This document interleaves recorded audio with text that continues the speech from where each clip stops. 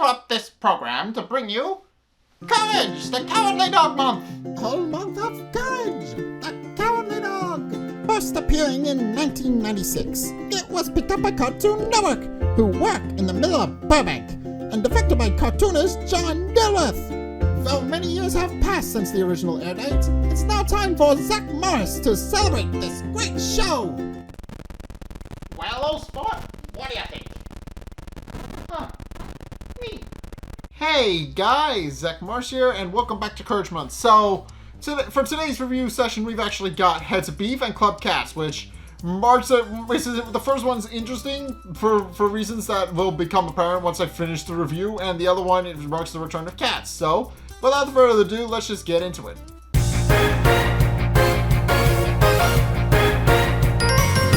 Okay, so this first episode, Head of Beef, is actually very interesting for reasons that will become apparent once I finish the review. So, it starts off with Muriel having a cold at the Bag farmhouse, and Eustace is complaining a little bit because obviously she was going to make burgers, but now that she's sick, she can't. So Eustace realizing it's pointless to actually ask her to make dinner since obviously she's not feeling well, and even he's not that mean. He decides to go out and go find a diner to eat at, and Muriel asks Eustace to actually bring her back a scone from the bakery that she likes, which Eustace agrees to, but then she tells Courage to go with because he can never remember what he's actually supposed to get while he's there. So, and much to Courage's chagrin, and he puts on his leash and joins Eustace in the truck, although he admits he's not going to be very happy with this. At which point they drive right by the bakery, which Courage points out, but Eustace merely tells him to shut up, pointing out that he wants to eat first before he can even think about getting a snack for Muriel. At which point they actually arrive at a diner, Burgers Really Cheap, which is the main setting of the episode, and it's a very interesting episode at that because while they're there, they actually do sit down to order some burgers. At which point we're introduced to the man who runs it, John Bond, who later admits to Eustace that he's not French, but his name is indeed French, but he admits he just likes the way it sounds. But in any case, there's another patron in there eating a burger. At which point he gets up and asks where the bathroom is. So John Bond points him to a door on the far end of the diner, and the man leaves through it. At which point he proceeds to start taking Eustace and Courage's order. Eustace asks for the biggest burger they have, while he just orders the whatever his little food as he can for Courage. And John Bond takes the order, writes it down in his notepad, and then proceeds to go back through the door to the kitchen. At which point Courage notices a loud noise outside. Which causes Courage to become a little concerned, since it sounds like a large truck driving by, and Courage wonders what exactly is going on. But then John Bond actually comes back out and picks up the other patron's stuff, which concerns Courage a little bit. But John Bond merely assures him that he's collecting it for when he gets back, so that he can hold it and it doesn't get stolen. Which doesn't really make Courage feel better, but John Bond then proceeds to go back in the kitchen and bring out the burgers that he made for each of them. Eustace starts chowing away on his burger immediately, but Courage is still a little concerned about what happened to the other patron, and proceeds to go and put ketchup on his burger, but freaks out when he sees the patron's face in the actual patty itself, and he begins to kind of freak out a little bit. John Bond asks him if everything's all right, and Courage just kind of puts his bun back on the burger and nods kindly and just pretends everything is fine. But then once John Bond slips back into the kitchen, he tries to explain to Eustace what's going on, but by this point the burger is so messed up it's completely unrecognizable and there is no longer a visible face in it. So Eustace just tells him to shut up and actually kicks him toward the door where the man disappeared through. And Courage decides to actually poke his head down into the basement and actually figure out what exactly is going on. So he proceeds to go down through the door, which leads into the basement, and proceeds to go check what's going on. And actually overhears John Bond talking with his wife, and all he can really see is the shadow in the room. But it looks like the patron's sitting in front of them, and they're just remarking about how delicious he looks.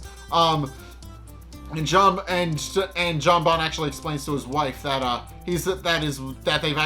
they actually have a patron upstairs, and he has a cute little dog with him, but which the wife is excited about, saying that she hasn't had a dog in a long time.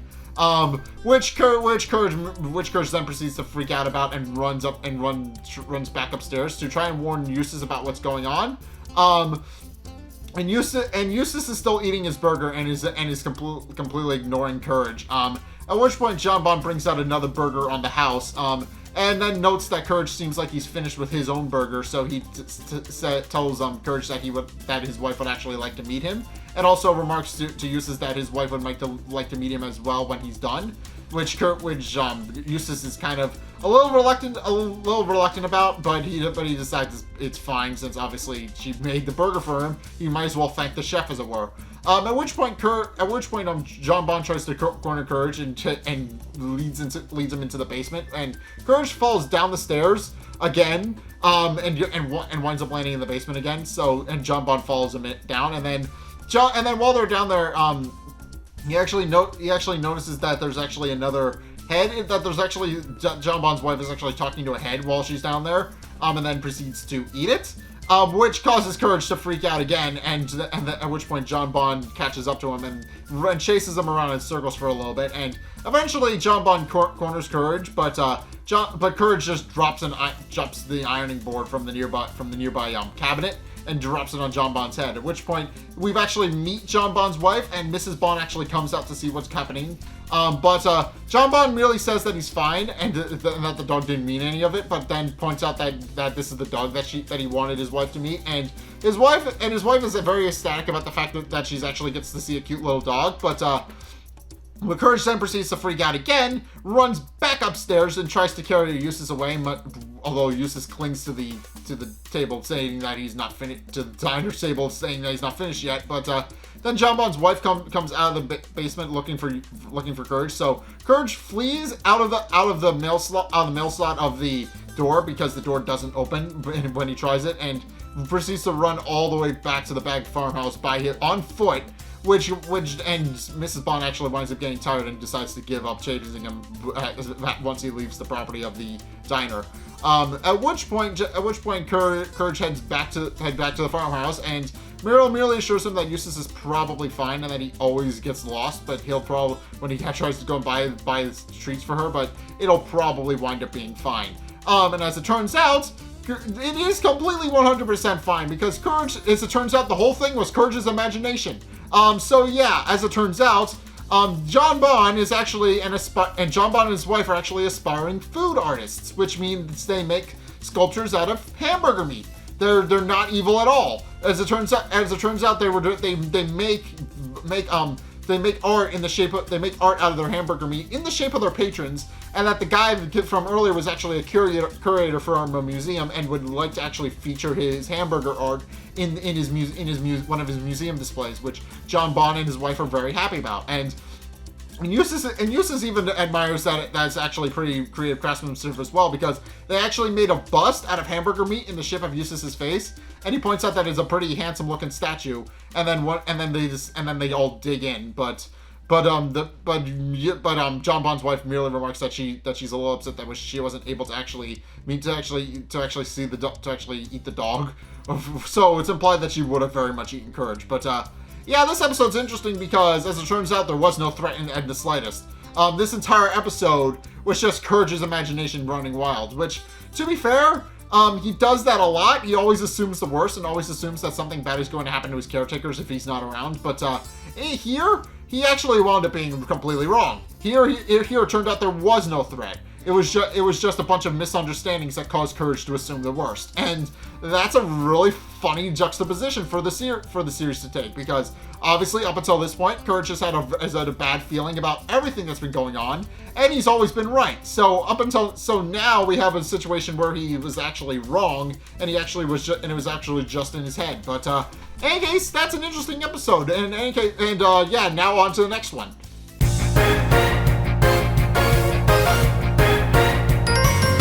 Okay, so this episode, Klub Katz, actually marks the return of Katz, and he once again has a plan that's cooked up for Courage and his family, but Well, and it's a little bit of an interesting plan at that. So it starts off with Muriel actually looking through a brochure for a family vacation on a cruise ship, and Courage is happy about that, and when Muriel decides that they're actually going on a vacation, so he grabs all of his stuff and grabs all of his vacation gears and packs all the bags for everybody.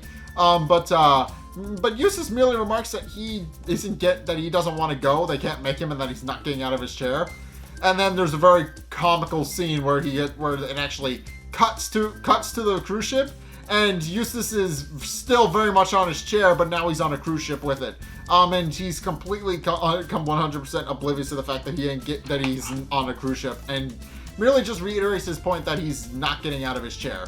So, meanwhile, Muriel and Courage are actually kind of enjoying the festivities a little bit.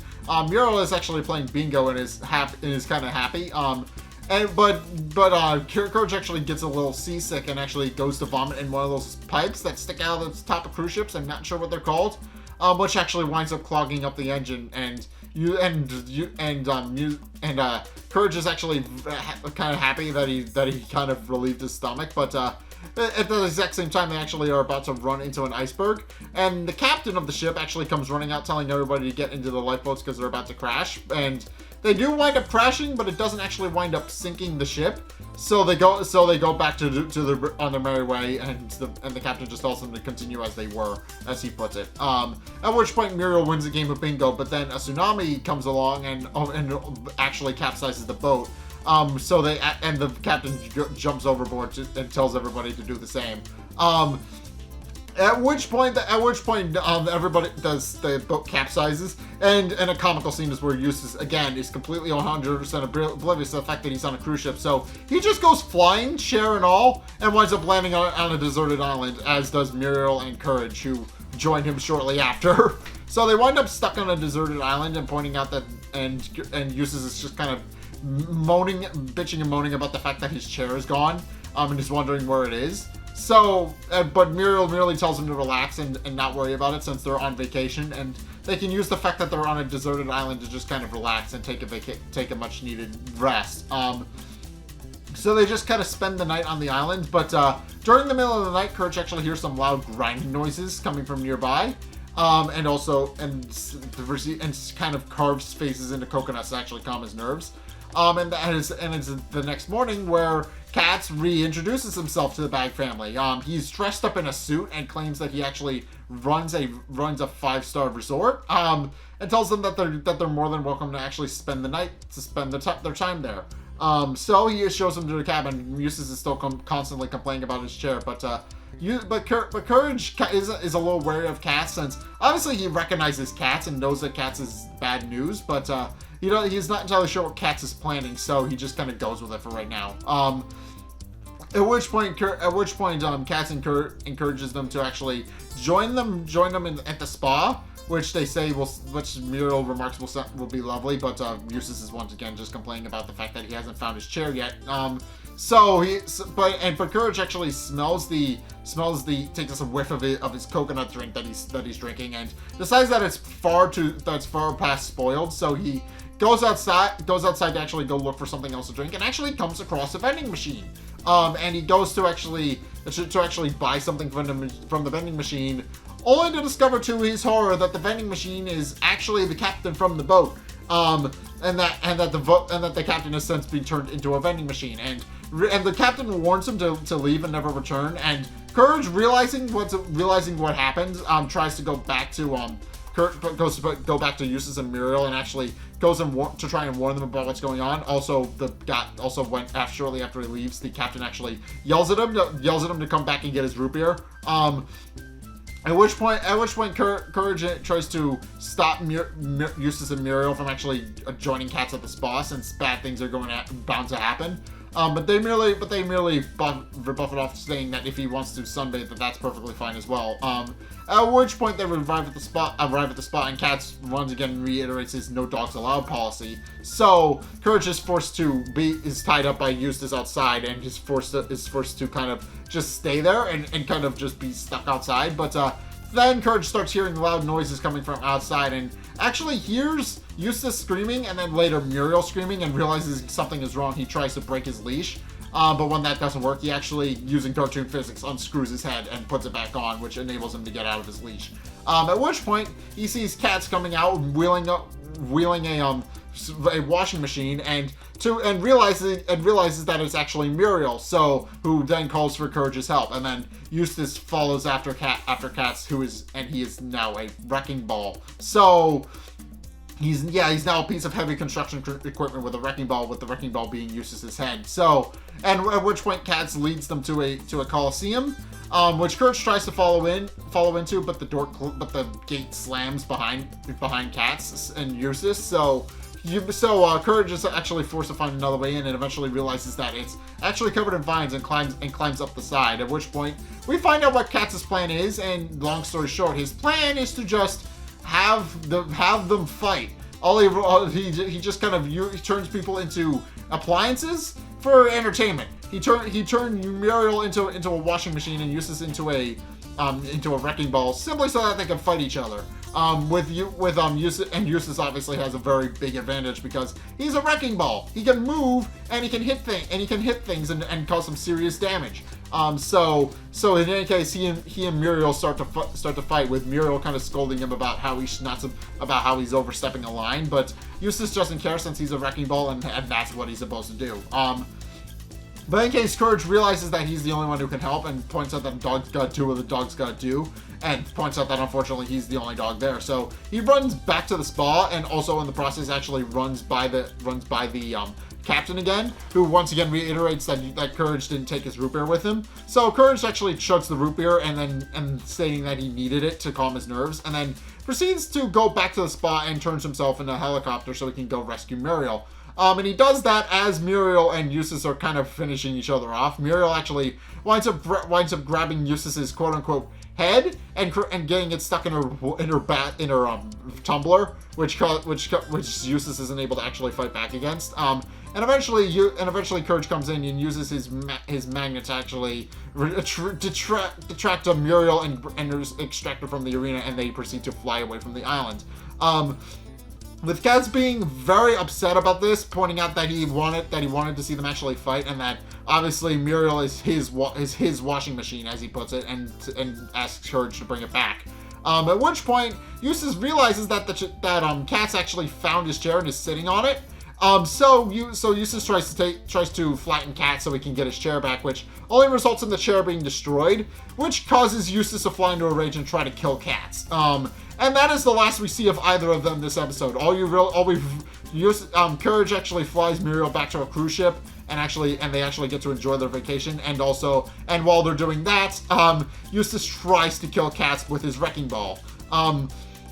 And Muriel is just happy that they finally get to enjoy their vacation, but then remarks that Courage doesn't look so good, because he's once again getting seasick. But Courage merely points out that she's dented and says that she's one to talk, and that's how the episode ends. So, yeah, this episode just marks the return of Katz, and once again, he is kind of sadistic in his methods, because he just turns human beings or whoever else into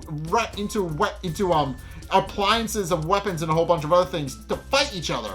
That is his entire plan in this episode. He just human experimentation and then making them fight.